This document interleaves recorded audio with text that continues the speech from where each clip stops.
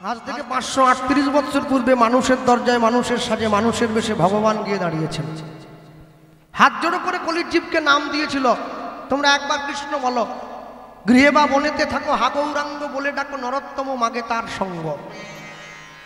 তুমি যেখানেই থাকো, যে অবস্থায় থাকো, যেভাবেই থাকো না কেন, তুমি যদি দিন শেষে একটি বার তুমি যদি তার চরণে শরণ নিতে পারো, তোমার জীবনের সকল জ্বালা থেকে তুমি এক না একদিন ঠিক নিষ্কৃতি লাভ করবে।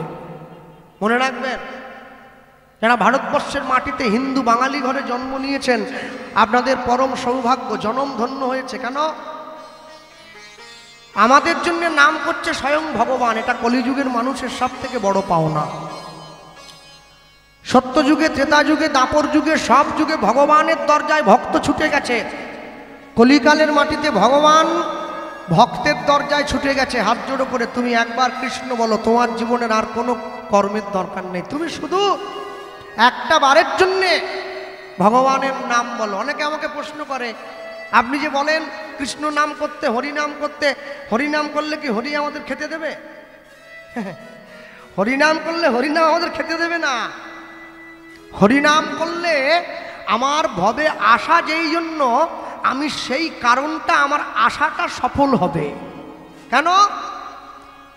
যে টোটোওয়ালা প্রত্যেক দিন টোটো চালিয়ে 300 টাকা রোজগার করে, সে শুধুমাত্র খেয়ে পরে বেঁচে থাকার জন্য পয়সা রোজগার করে।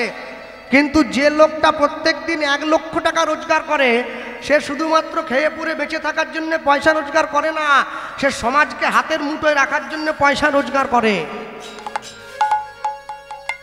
শুধুমাত্র পয়সা খেয়ে পরে বেঁচে থাকার জন্য নয়, সমাজকে কুক্ষিগত করে রাখার জন্যও পয়সার দরকার হয়।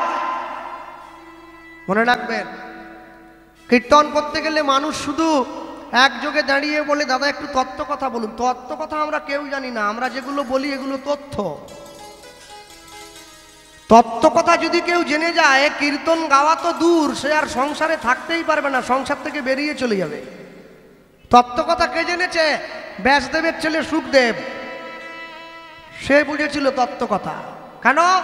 মাতৃগর্ভ থেকে জন্ম হয়ে সোজা রাস্তা দিয়ে হেঁটে চলে যাচ্ছে 16 বছরের যুবক, যার গায়ে কোনো পোশাক নেই, গায়ে বড় বড় লোম হয়ে গেছে, সোজা রাস্তা দিয়ে হেঁটে যায়।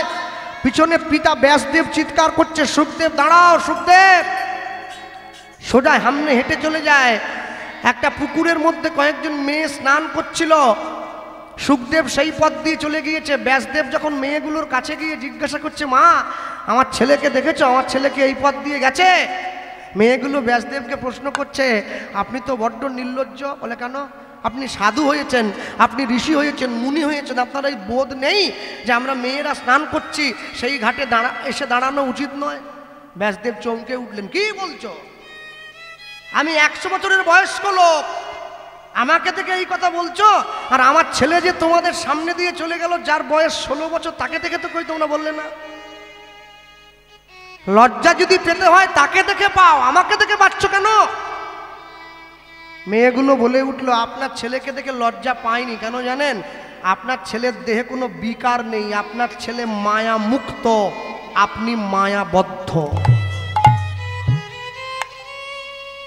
তত্ত্বকথা সেই জেনেছিল, তত্ত্বকথা সে জানে যার মুখের কথায় পরীক্ষিত মহারাজের মৃত্যু ভয় চলে গিয়েছিল, তাকে বলে তত্ত্ববিদ। যার মৃত্যু পথযাত্রী মহারাজ পরীক্ষিতের মৃত্যু খণ্ডন হয়ে গেছে, যার মুখের বর্ণনা শুনে। আমরা কেউ তত্ত্ব জানি না, আমরা যেগুলো বলি এগুলো তথ্য। কিছুটা বই পড়া, কিছুটা গুরুদেবের মুখে শোনা, আর যারা গুরুচরণ আশ্রয় করেনি, এখান থেকে সেখান থেকে ইউটিউব থেকে টুকে লোকের সামনে এসে মুখস্থ করে বললে বাড়ি চলে গেল। একে বলে তথ্য, একে তত্ত্ব বলে না। তত্ত্ব যে জানবে সে কোনোদিন সংসারে থাকবে না। 3 বন্ধু একসঙ্গে প্রতিদিন ভাগবত পাঠ পড়াশুনো করতে যায়। ভাগবত কোন আশ্রমে যায়?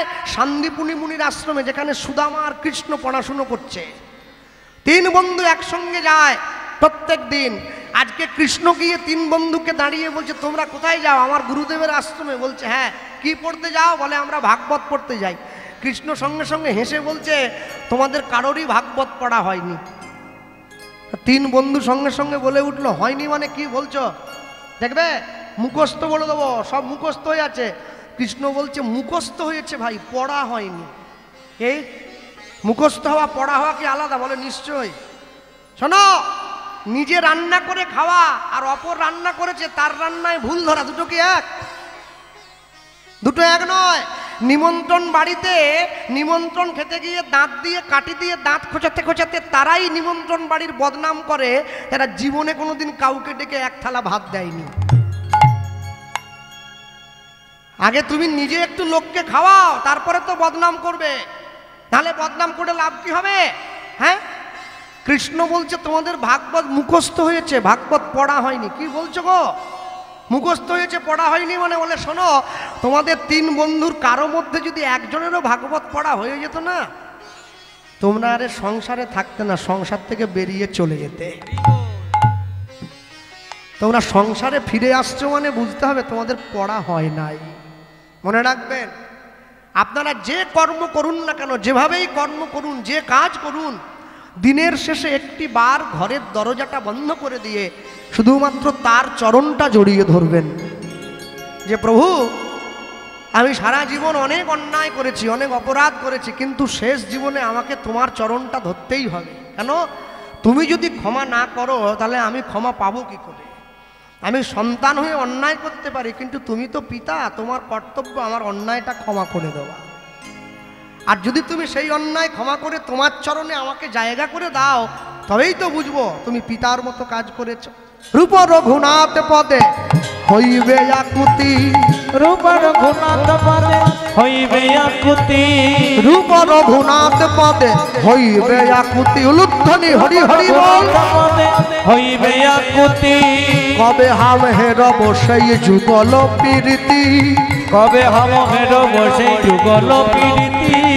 রূপ রঘুনাথ পদে রহু মোর আশ, রূপ রঘুনাথ পদে রঘু মোর আশ, রূপ রঘুনাথ পদে রহু মোর আশ। ওই না রূপ রঘুনাথ পদে রঘু মোর আশ। ওগো প্রার্থনা করো সদাই নরোত্তম দাস, আমার প্রার্থনা করো সদা নরোত্তম দাস। ওগো প্রার্থনা করো সদাই নরোত্তম দাস।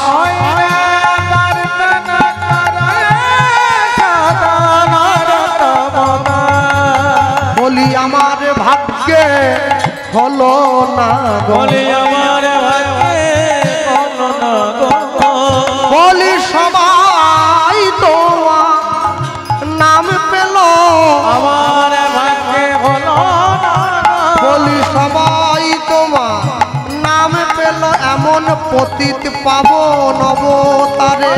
আমার ভাগ্যে হলো না গো, বলি আমি পতিত রইলাম পড়ে হরি হরি বল। পতিত পড়ে আমার ভাগ্যে হলো না গো, আমার ভাগ্যে হলো না গো, আমার ভাগ্যে হলো না গো। প্রার্থনা করো হে সদা নরোত্তম দাস, প্রার্থনা করো হে সদা নরোত্তম দাস। রূপ রঘুনাথ পদে রহু মোর আশ, প্রার্থনা করো এ সদাই নরোত্তম দাস। প্রার্থনা করো সদা নরোত্তম দাস। চলো ছোট্ট করে গৌরচন্দ্রিকা শুনলাম, লীলা মাধুর্যে প্রবেশ করি, যা গাইব। আজ নিত্যানন্দ ত্রয়োদশী নিতাই চাঁদের কথা বলতে গিয়ে সবার আগে বলবো, আর যেহেতু আজকে অন্যদিকে যাওয়ার কোনো পথ নেই, তাই নিত্যানন্দ ত্রয়োদশীর দিন আজকে কীর্তনের আসনে বসে আমরা নিতাই চাঁদের কথা শুনব। আর শুনতে গিয়ে সবার আগে বলবো, সবসময়ের জন্য মনে রাখবেন, নিতাই চাঁদ যদি না থাকতো কলিযুগের মানুষ গৌরাঙ্গ মহাপ্রভুকে পেত না। হেন আসতে যদি নিতাই না আসিত নিমাইকে কি চিনত লোকে? নিতাই চাঁদ এসে নিমাইকে চিনিয়েছে সকলার দরজায়। হ্যাঁ, তো মহাপ্রভু তিনি তার জীবনে দুবার বিয়ে করেছিলেন, সবাই আপনারা জানেন। প্রথম স্ত্রী লক্ষ্মীপ্রিয়া, পরেরটা বিষ্ণুপ্রিয়া। দ্বিতীয় বিয়ে করে নিমাই যখন গিয়ে মায়ের হাত ধরেছে, আস্তে ছেলে যখন বিয়ে করতে যায় মাকে বলে যায়, কি বলে, মা তুমি আশীর্বাদ করো, তোমার জন্য দাসী আনতে যাচ্ছি। না, আপনাদের নেপালগঞ্জে সব ভালো ছেলে। কোথায়? অলকদা এসছে শুনলাম, ওই যে বসে আছে। ও মেদিনীপুর, বুঝলেন? হ্যাঁ, তা আমাদের মেদিনীপুরে সব বিরাট ডেঞ্জার ছেলে সব, নেপালগঞ্জে ভালো ছেলে সব, আমি বলবো না। তা আপনাদের দিকে ছেলেরা বিয়ে করতে গেলে মায়ের পায়ে হাত দিয়ে বলে, মা তুমি আশীর্বাদ করো, তোমার জন্য দাসী আনতে যাচ্ছি। আর আমাদের দিকে ছেলেগুলো আবার উল্টো, ওরা মায়ের পায়ে হাত দিয়ে বলে, মা তুমি আশীর্বাদ করো, তোমাকে দাসী বানাবো, আমি সেই ব্যবস্থা করতে যাচ্ছি। মা তো বোঝে না। হ্যাঁ, মা কম পড়াশুনো করেছে, বুঝবে কি করে? কেন? মূর্খের তো কথায় কথায় দ্বন্দ্ব, পণ্ডিতের কথায় কথায় ছন্দ, সুন্দরী মেয়েদের কথায় কথায় হাসি, আর বৃদ্ধ বাবাদের কথায় কথায় কাশি। তা নিমাই তো পণ্ডিত, সচি মায়ের পায়ে হাত দিয়ে বলছে, মা তুমি আশীর্বাদ করো, তোমার জন্য দাসী আনতে যাচ্ছি। ছেলে যখন মায়ের পায়ে হাত দেয়, মায়ের কর্তব্য কি? ছেলের মাথায় হাত দেওয়া। যেই মাথায় হাত দিয়েছে, নিমাই মাকে বলছে, মা এতদিন পর্যন্ত কেঁদেছিলাম নদিয়াবাসীর জন্যে, আজকে বিয়ে করে তোমার দাসী তোমার চরণে দিয়ে আমি কাঁদবো জগৎবাসীর জন্যে। এই এতগুলো যে গড়গড় গড়গড় গড়গড় করে কি বলে গেল, আস্তে কিছু বুঝতে পারছো? সচিমা তখন বিয়ের ঝামেলায় ব্যস্ত। বাবা সুখী হ পাঠিয়ে দিয়েছে। কি মনে রাখবেন, শীতলতায় শীতল নিবৃত্ত হতে গেলে শীতলতাকে ধরিয়া শীতলকে কাছে টানিয়া মন শীতল করিতে হয়। বলে দিয়ে চুপ করে মাস্টার বসে। ছাত্র বলে, স্যার এতগুলো শীতল তো বুঝতে পারলাম না। আপনি একসঙ্গে এতগুলো বললে আমরা বুঝবো কি করে? এতগুলো সম্ভব না বোঝায়। শীতলতা ধরিয়া শীতলতাকে নিবৃত্ত করিতে গেলে শীতলতা প্রাপ্ত করিবার পর অন্তর শীতল করিতে হয়। সব শীতল, যে শুনছে সে নিজে ঠান্ডা হয়ে গেছে, আর গরম নাই। চলো, এবার বিষ্ণুপ্রিয়াকে বিয়ে করে এসে সচিমায়ের হাতটা ধরিয়ে দিয়ে নিমাই বলে উঠছে, মা কি এই রইল তোমার দাসী, এবার আমায় বিদায় দাও, এবার আমি আসি।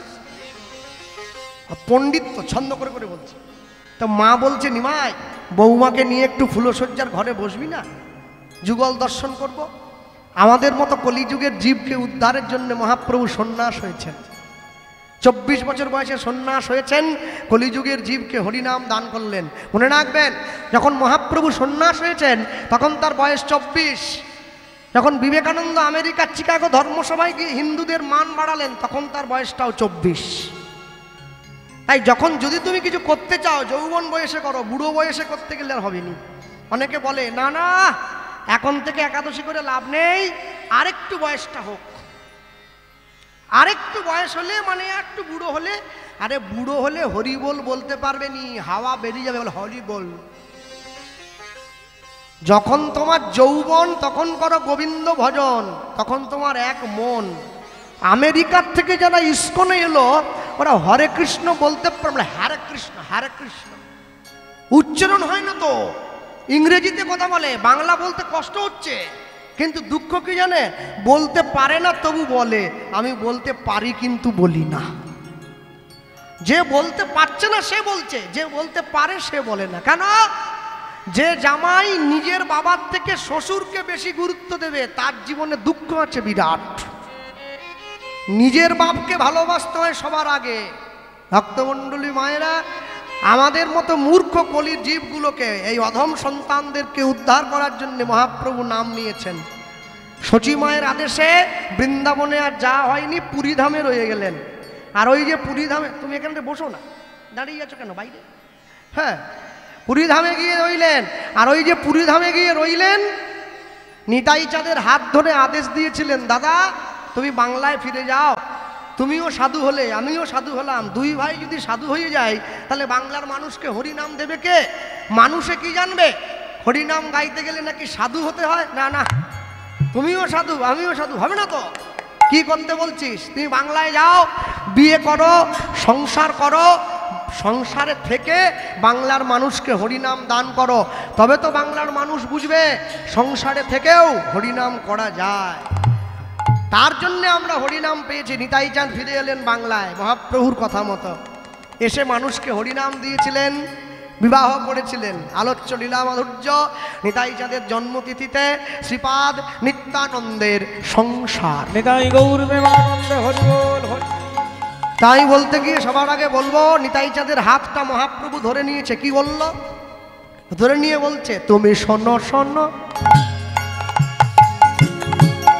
শোনো শোনো নিত্যানন্দ অগয় অবধূত না,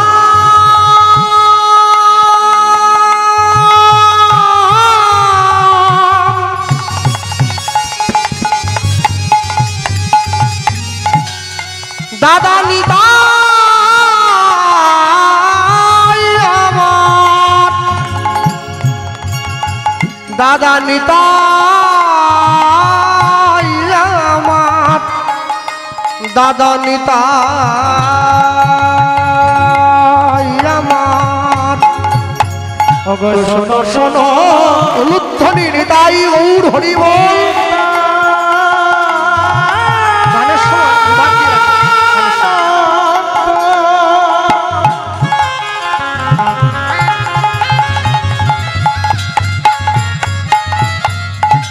এই কলির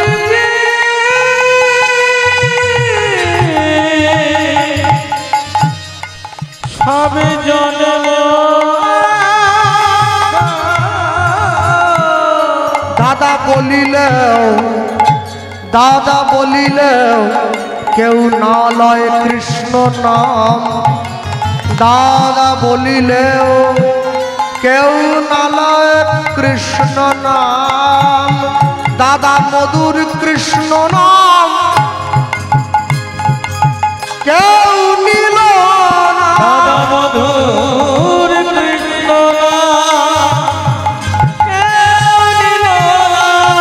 দাদা মধুর কৃষ্ণ নাম কেউ নিল না, দাদা মধুর কৃষ্ণ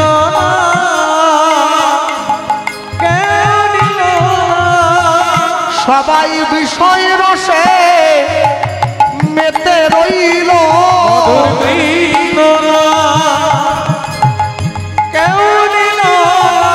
শুধু মিছে মায়ায় বদ্ধ হয়ে রইল।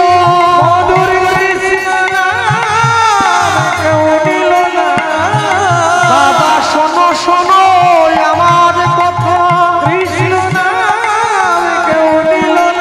এ যে কথা নয় আমার মনের ব্যথা, জীবের হাতে ধরিবে আর পায়ে পড়িব, জীবকে হরি নামে হরিকে নামায়ে আনবে, বলি প্রতি ঘরে ঘরে যাবে, বলি দারে দারে নাম বিলাইবে, নিতাই গৌর হরি বল। কৃষ্ণ না কেউ নিল না, দাদা বলিল না লয় কৃষ্ণ না।